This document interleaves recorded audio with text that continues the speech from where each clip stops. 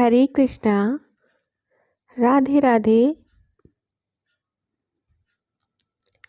आज मैं आप सभी को एक नई कहानी बोध कथा लेकर आई हूँ, जिसका शीर्षक है भक्ति और विश्वास।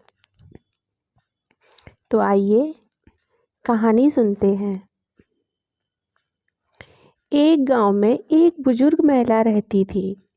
वो बहुत ही सरल और भोली थी। जो जैसा कह देता था मान जाती थी। घर में बेटा, बहू और नाती पोते थे। भोली दिन भर अपने नाती पोतों को खिलाती रहती थी। वो कभी किसी से नहीं झगड़ती थी। मंदिर रोज दर्शन करने जाती थी। सब पूछें कि भोली, मंदिर जाने से क्या मिलता है? तो भोली झट से कहती, ठाकुर जी तो मिलते हैं। सब ठहाके मार के हंसते और भोली का मजाक उड़ाते थे। भोली किसी का बुरा नहीं मानती थी, हमेशा खुश रहती थी। एक दिन मंदिर के पुजारी को किसी काम से बाहर जाना था। उन्होंने भोली से कहा, माई, ठाकुर जी से मिलने तो रोज आती हो।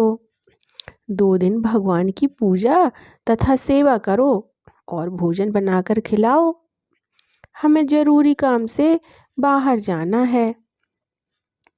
2 दिन मंदिर में ही रहना अपने ठाकुर जी के साथ भोली मान गई।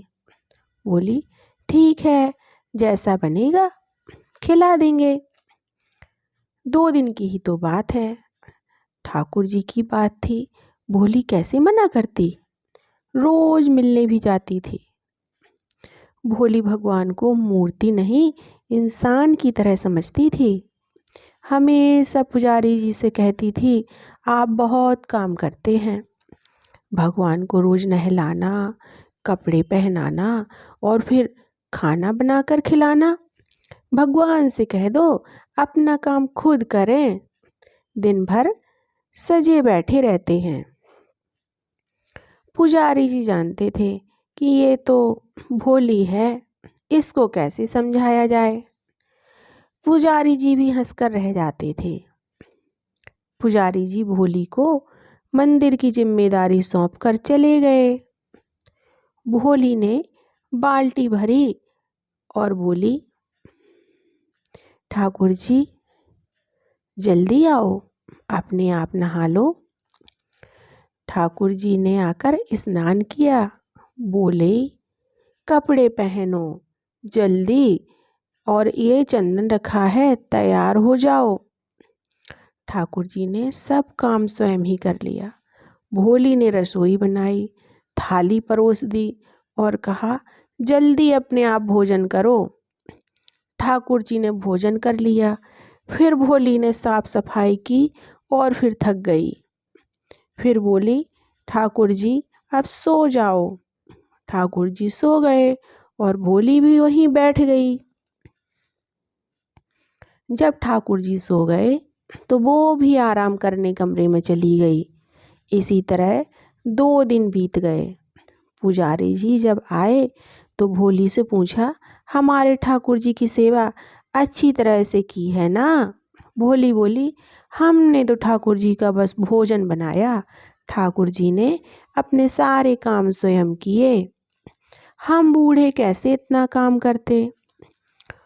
भोली बोली, बहुत थक गए हैं, अपने घर जा रहे हैं। पुजारी जी को भोली की बात पर विश्वास नहीं हुआ। बोले, भोली माई, एक दिन और काम कर दो, फिर चली जाना अपने घर। हम भी बहुत थके हुए हैं, एक दिन आराम कर लें तो ठीक रहेगा। भोली किसी तरह मान गई। भोली फिर वैसे ही ठाकुर जी को बुलाने लगी, जैसे पहले बुलाया था। पुजारी जी छुपकर सब देख रहे थे। ठाकुर जी आए और अपने आप स्नान करने लगे। जैसे ही पंडित जी ने ठाकुर जी के दर्शन किए, उनकी आंखों से आंसू बहने लगे। भगवान अंतर ध्यान हो गए। पुजारी जी भोली के चरणों में गिर पड़े और कहने लगे, भोली माई, तुमने आज मुझे भगवान के दर्शन करा दिए। तुम धन्य हो मैया। मैंने इतनी सेवा की परंतु विश्वास की कमी थी। आज मेरी आंखें खोल दी। ऐसी है भोली मैया की कहानी। अगर जो भगवान को पाना चाहते हो तो छल कपट का त्याग करो, अन्यथा किसी भोले भगत के साथ हो जाओ। भगवान तो मिल ही जाएंगे, क्योंकि भगवान उन्हें छल कपट नहीं भाता। हरे कृष्णा, राधे राधे। आज की कहानी समाप्त हुई। अगर आप सभी ने हमारे चैनल को अभी तक सब्सक्राइब नहीं किया है तो प्लीज़ मेरे चैनल को अधिक से अधिक सब्सक्राइब करें और हाँ, लाइक शेयर करना ना भूलें। मिलते हैं अगली कहानी में, तब तक के लिए नमस्कार।